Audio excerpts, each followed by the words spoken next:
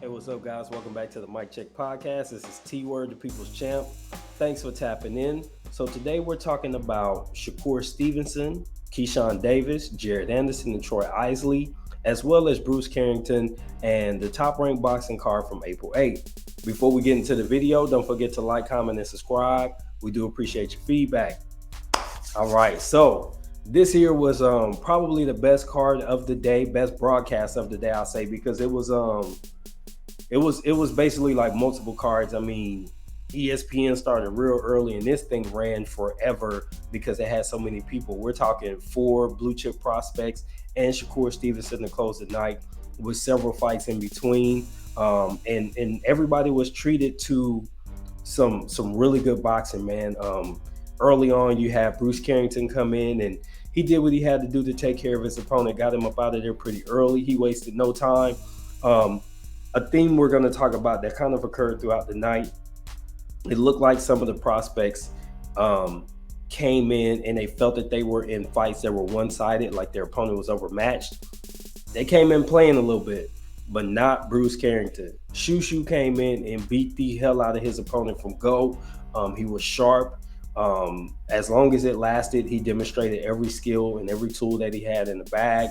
He was able to fight from range, close distance, land punches, and make things happen when it was necessary. And eventually, he got his opponent out of there fairly early and closed it out. So if you joined the broadcast like kind of like a little after it started, you probably missed it, and you either had to rewind and go back and watch it, which is something dope about ESPN Plus. All right, next. Troy Isley was the next prospect guy that I was trying to take a look at. And Troy had some struggles in the fight, but I thought it was a good scrap. I thought he showed the skills that are going to make him one of the better fighters in this weight class. There's a few things that he's going to need to work on.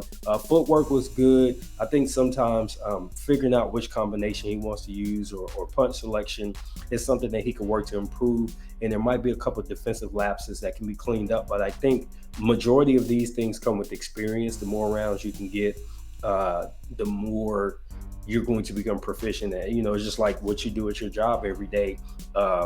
Day one versus day 100 could be night and day because that time on task makes a difference. And I think that's going to really pay off for him. Not saying anything revolutionary here, but that kind of explains why at this particular level you're still seeing some flaws. He's just got to get the rounds and get the experience in the ring under the lights and being on TV on ESPN. It's going to pay off for him. Next up, you had next prospect we wanted to see was Keyshawn Davis, and he didn't disappoint. He fought Anthony Yiggett, and he brought the smoke. Keyshawn showed all the different skills that make you understand that he is going to be one of the next really good fighters. Now, right now, I think that there's some lightweights who will give him real problems and probably beat him due to mainly experience. But people that are at his level and like contender level fighters, he's going to be a real problem. I don't think it'll be a good fight between him and Frank Martin, but I think guys maybe a step back from Frank Martin might be a really good match for him. I think Keyshawn still has some sharpening to do. Something I didn't like was he came out in the fight and he was playing a little bit. He played with his food. He let his opponent last way too long. I don't think Yiggett should have lasted past the second round, but he gets later into the fight before Keyshawn eventually stopped him. Now, I do think that part of it was because this was Keyshawn's first, I think, 10-round fight. The highest he had gone was 8.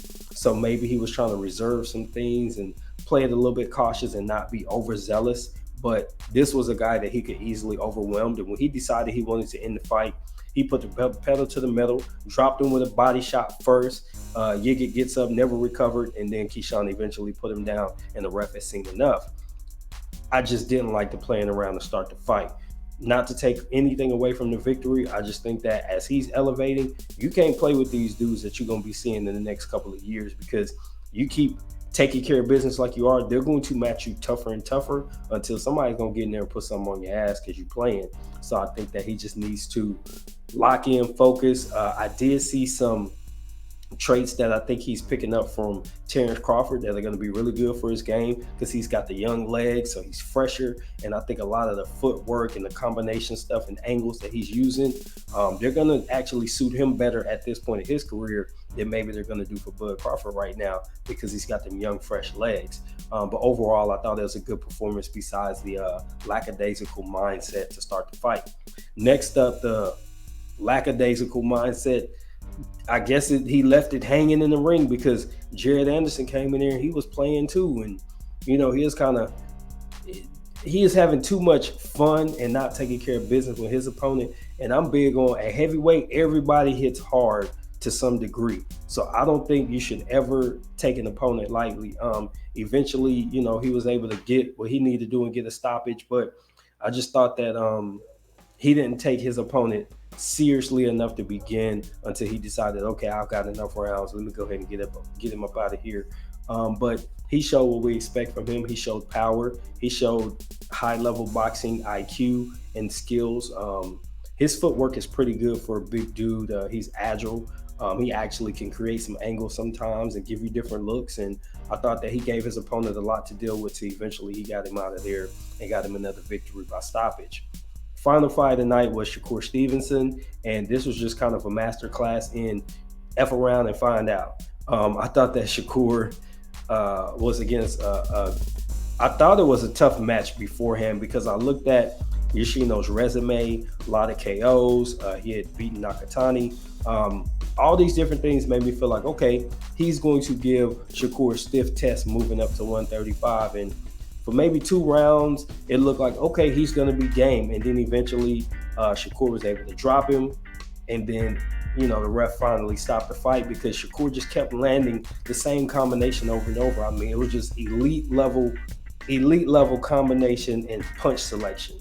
Like the way that he could just decide what he wanted to hit him with, he kept him at range. He made Yoshino miss a lot. And this opponent was just overmatched. I mean, it was a very lopsided card overall. But this particular fight, it looked probably the worst because Shakur is such a high-level boxer. Now, something else I want to talk about is after the fight, he called out Devin Haney, and he didn't pull punches at all. No pun intended. He made it very clear, I've handled Devin in training, and I will beat Devin in the ring. I'm ready. Let's do it. Whenever Devin Haney and Tank Davis get past their opponents, he said he wants both of them guys. And I'm pretty sure he'll take on Frank Martin if they'll make that happen too. Obviously, it's much bigger money and easier to make with Devin, and it's even bigger money with Tank and probably easier to make if he's willing to make some concessions. But the bag is there. The legacy is there if these guys were to fight. So I thought it was big of him to go ahead and just put it out there like, hey, I want the smoke. I'm not trying to wait. Let's get it at 135. So shout out to Shakur, put on for Newark. But we'd love to get your thoughts. This has been T for the Mic Check Podcast. Until the next time, I'm out. Peace.